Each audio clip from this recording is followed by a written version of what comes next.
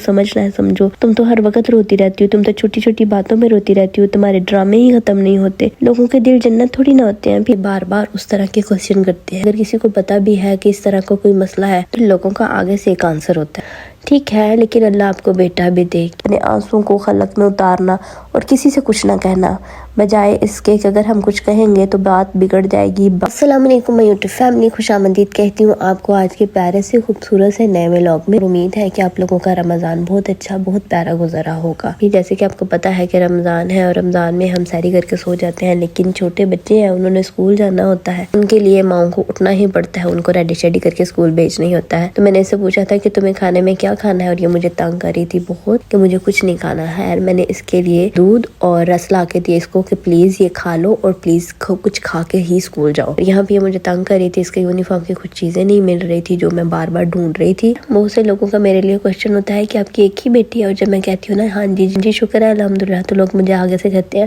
آگے اولاد نہیں ہوئی، کیوں نہیں ہوئی؟ اگر میں بتاؤں نا کہ میرے مس کیریج ہوئے، مجھے نا کچھ چیزوں کی سمجھ نہیں آتی۔ ہمارے معاشرے کی جو چیزیں اللہ تعالیٰ کے ہاتھ میں ہیں، لوگ کیوں ان چیزوں سے دوسروں کو تکلیف پہنچاتے ہیں، دوسروں سے بار بار اس طرح کے کوشچن کرتے ہیں۔ اگر کسی کو پتا بھی ہے کہ اس طرح کا کوئی مسئلہ ہے تو ایون بار بار پوچھتے ہیں۔ ایک دفعہ پوچھ لیا ٹھیک ہے سمجھ آ گئی ہے، لیکن بار بار پوچھنے کا کیا تک بنتا ہے؟ بار بار پوچھ کے کسی کو اذیت دے کے پتہ نہیں لوگوں کو کیا ملتا ہے۔ لیکن میں کہتی ہوں کہ اللہ تعالیٰ کا بہت شکر ہے کہ اللہ تعالیٰ نے مجھے ایک بیٹی بھی دی، الحمدللہ الحمدللہ۔ اللہ پاک کا جتنا شکر ادا کروں کم ہے کہ اللہ پاک کی ذات نے مجھے ایک بیٹی کی نعمت سے نوازا ہے۔ لوگوں کا آگے سے ایک آنسر ہوتا ہے، ٹھیک ہے لیکن اللہ آپ کو بیٹا بھی دے۔ میرا خیال ہے کہ کبھی کبھی خاموش رہنا بہتر ہوتا ہے، بجائے اس کے کہ ہم لوگوں کو بتائیں ہم کیا محسوس کر رہے ہیں اور کیوں محسوس کر رہے ہیں، کیونکہ یہ ہماری اس وقت تکلیف کا باعث بنتا ہے کہ لوگ ہمیں سنتے تو ہیں مگر ہماری کیفیت نہیں سمجھ رہے ہوتے کہ ہم لوگ کس تکلیف سے گزر رہے ہیں، کس کیفیت سے گزر رہے ہوتے ہیں۔ لوگوں کے لیے بولنا باتیں کرنا بہت آسان ہے، لیکن جو بندہ سن رہا ہوتا ہے لوگوں کی، اسی کو پتا ہوتا ہے کہ وہ کس کیفیت سے گزر رہا ہے۔ کچھ باتیں ہمیشہ یاد رہتی ہیں انسان کو، جیسے اپنے کردار پر باتیں سننا، اپنا مشکل وقت اکیلے گزارنا، شدید سر درد میں شور برداشت کرنا، اپنے آنسوں کو خلق میں اتارنا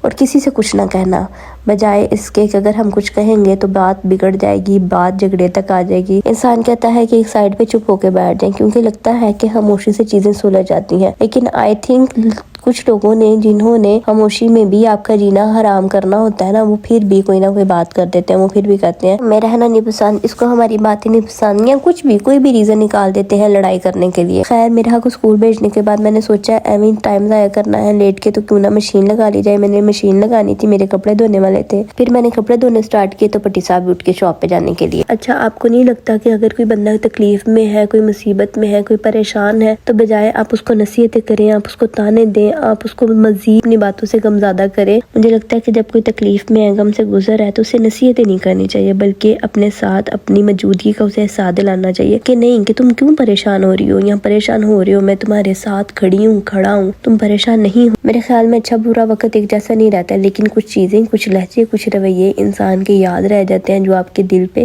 ایک گہری چوٹ پہنچا جاتے ہیں، اور جب انسان ان رویوں سے، ان چیزوں سے گزر رہا ہوتا ہے نا، تو اس کو کچھ بھی بھولتا نہیں ہے۔ ہاں وہ الگ بات ہے کہ وہ خاموش ہو جاتا ہے۔ مجھے لگتا ہے کہ ساری دنیا خلاف ہو جائے نا، لیکن آپ کا ہم سفر ایسا ہونا چاہیے جو آپ کو ذہنی سکون دے، جو ساری خواہشات بے شک نہیں پوری کر سکے لیکن غصے میں اپنی حدود نہ بھولے، جو مضبوط سایہ دار درخت بنے، نہ کہ آپ کی جڑیں کھوکھلی کر دے، جس کے کندھے پر سر رکھ کے آپ بلا جھجک رو سکیں، اپنی ساری تکلیف، اپنے سارے راز، ہر چیز آسانی سے بتا سکیں، جو اس کو بتاتے ہوئے آپ کو کسی طرح کا یہ نہ آئے کہ میں اس کو بتا دوں گی تو بعد میں یہ الٹا مجھے تانے ہی مارے گا۔ جو ہر حال میں ساتھ نبھانا جانتا ہو، یہ نہ بولے کہ جو سمجھنا ہے سمجھو، تم تو ہر وقت روتی رہتی ہو، تم تو چھوٹی چھوٹی باتوں میں روتی رہتی ہو، تمہارے ڈرامے ہی ختم نہیں ہوتے۔ لوگوں کے دل جنت تھوڑی نہ ہوتے ہیں، پھر کیوں ہم ان میں ہمیشہ رہنے کے لیے خود کو تکا دیتے ہیں، رشتوں کو نبھانے کے لیے فلاں رشتہ خراب ہو گیا تو زندگی ختم، شوہر ناراض زندگی ختم۔ ہاں لیکن انسان کے پاس ایک ایسا انسان ضرور ہونا چاہیے کہ جب آپ اس دنیا سے تھک جاتے ہیں، تعلقات سے تھک جاتے ہیں، معاملات سے تھک جاتے ہیں، تو اس کے سائے میں چند لمحے، کچھ ٹائم، کچھ وقت گزار سکے، جہاں آپ کو خوف نہ ہو، جہاں عزت ہو، جہاں مان ہو، جہاں اعتبار ہو، جہاں اس کو معلوم ہو کہ یہاں کہیں بات یہیں دفن ہو جائے گی، کسی دوسرے بندے تک نہیں جائے گی۔ اگر میں یہاں پہ مردوں کی بات کروں نا، تو ہمارے معاشرے کے مرد کہتے ہیں عورت بے صبری ہے۔ عورت کیسے کی بے صبری ہے؟ جو بیٹی بن کر بھی پرائی ہے اور بہو بن کر بھی پرائی ہے۔ پتہ نہیں کیوں، لیکن میں نے اپنی زندگی میں جس چیز کو بھی سب سے زیادہ اہمیت دی ہے، جس کو اپنے دل کے قریب کیا ہے، جسے سب سے زیادہ اپنا رازدار بنایا ہے، اس نے واقعی میں پہ مجھے بتایا کہ تم واقعی میں بے وقوف ہو، کسی پہ یقین اندھوں کی طرح نہیں کرنا چاہیے۔ میری نظر میں عظیم ترین انسان وہ ہے جو قابل محبت ہونے کے بجائے قابل اعتماد ہو۔ کوشش کریں کہ اپنی زندگی میں آنے والے ہر شخص کو ایک خاص کرسی دیں، اسے عزت کے ساتھ بٹھائیں، اس کے لیے جھک جائیں، اس کو عزت دیں، پیار دیں، مان دیں، اعتماد دیں، پھر خاموشی کے ساتھ دور سے اس کا مشاہدہ کریں۔ کیا وہ شخص اپنا توازن کھونے لگا ہے؟ اگر ایسا لگے تو اسے اس جگہ سے مت اٹھائیں، اسے وہیں بیٹھا رہنے دیں، بس خود وہاں سے اٹھ جائیں اور خاموشی کے ساتھ وہاں سے ہجرت کر جائیں۔ اگر آپ کی اتنی عزت، اتنا مان، اتنا اعتماد دینے کے بعد وہ آپ کا شکر گزار نہیں تو اس کو آپ کی ضرورت نہیں تھی، آپ کے لیے مخلص محبت والا جذبہ نہیں رکھتا، تو پھر اسے ان چیزوں کی نہیں کسی اور چیز کی ضرورت تھی، کسی اور چیز کی تلاش تھی، وہ کہیں اور جانے کا متلاشی ہے۔ لہٰذا آپ اس کی نظروں میں اپنا ظرف، اپنا مقام، اپنی عزت نہ کھوئیں۔ آپ خود کو منظر نامے سے، کہانی سے الگ کر لیں۔ یہ تجربہ کتابوں سے نہیں ملتا بلکہ زندگی کا مشکل وقت گزارنے سے ملتا ہے۔ آپ جانتے ہیں کہ کس روزہ دار کو سب سے زیادہ ثواب ملتا ہے؟ ہم سب روزہ رکھتے ہیں، لیکن کیا سب کا اجر و ثواب ایک جیسا ہے؟ نہیں، کچھ کا کم اور کچھ کا زیادہ ہے۔ اکرم صلی اللہ علیہ وآلہ وسلم سے سوال کیا گیا، یا رسول اللہ صلی اللہ علیہ وآلہ وسلم، کس روزہ دار کو سب سے زیادہ اجر و ثواب ملتا ہے؟ تو رسول پاک صلی اللہ علیہ وآلہ وسلم نے فرمایا، اکثرہم فیہ للہ ذکرا، جو زیادہ سے زیادہ اپنے رب کے ذکر میں رہتا ہے۔ اور پھر حضور نے ایک تسبیح بھی بتائی،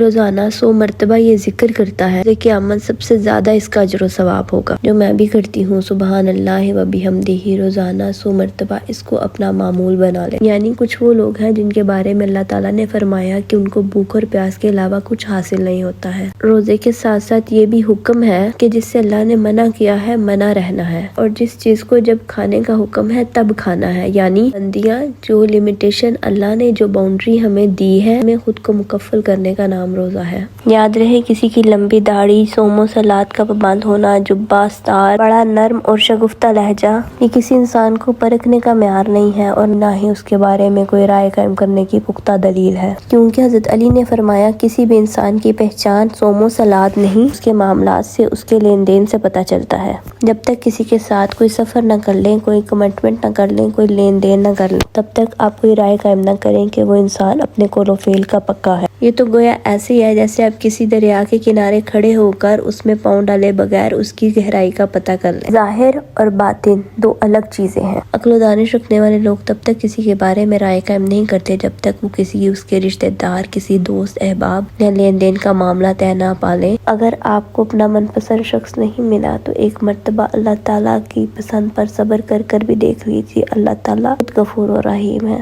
آج میں صبح سے بہت تھک گئی تھی، کیونکہ صبح سے میں نے مشین بھی لگائی ہوئی تھی اور پھر صفائیاں بھی کرنی تھی۔ ایک دفعہ میں نے صفائیاں کر لی تھی، پہلے میں نے تھوڑی سی صفائیاں کی تھی، لیکن پھر میں نے سوچا اس کو دوبارہ سے اب کلین اپ کر دیتی ہوں، اور اب میرے میں افطاری بنانے کی بالکل ہمت نہیں تھی۔ اور اللہ تعالیٰ کا شکر ہے، اللہ تعالیٰ نے میرے دل کے قریب ہو کے میری بات سن لی۔ میرے ذہن میں نہیں تھا کہ آج تو میں نے افطاری بنانی نہیں ہے، ہم نے کہیں جانا تھا، تو مجھے اس ٹائم پہ پٹی صاحب کی کال آ گئی تھی کہ آج افطاری نہیں بنانی، ہم نے جانا ہے۔ وہ جو ایک شخص مجھے تانا جان دیتا ہے، مرنے لگتا ہوں تو مرنے بھی کہاں دیتا ہے، اور تیری ہی شرطوں پہ اگر کرنا ہے تجھ کو قبول، یہ سہولت تو مجھے سارا جہاں دیتا ہے، میں باوفا فقط اپنی کہانی میں، ہر کہانی میں میرا یہ کردار نہیں ہے، اور یہ عاجزی، نرم لہجہ فقط تمہارے واسطے، اس محبت میں کوئی اور حصے دار نہیں ہے۔ خیر، یہاں پہ اب میں ڈسٹنگ کر رہی تھی، اور ڈسٹنگ کے بعد مجھے شاور لینا تھا اور ریڈی ہونا تھا جانے کے لیے۔ میری ڈسٹنگ، جب بھی میں ڈسٹنگ کرتی ہوں نا، میں بڑی صاف ستھری ڈسٹنگ کرتی ہوں، مجھے تسلی نہیں ہوتی۔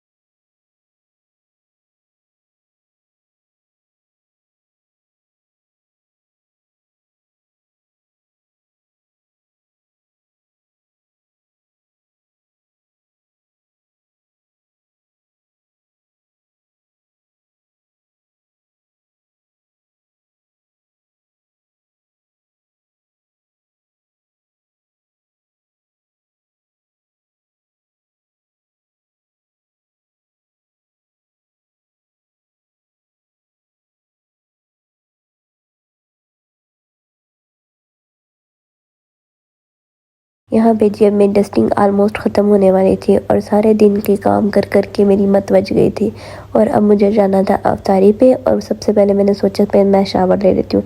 शावर लेने के बाद हम जल्दी से पहुँच गए अफ्तारी पे। टाइम भी बहुत कम था और मैं थकी बहुत थी। यहाँ पे सारे बैठे बातें कर रहे थे एक दूसरे से और मैंने सोचा मैं आपके लिए छोटी सी वीडियो बना लेती हूँ। मैं देख के मैं तैयार श्यार हो के ऐसी लग रही थी। मैं तो बंदा रुलिया खुले ही रहता है ना। यहाँ पे अब दस्तरखान लग चुका था जिसमें बहुत मज़ेदार खाने थे और भूख भी बहुत लगी हुई थी। रोज़े का टाइम भी होने वाला था।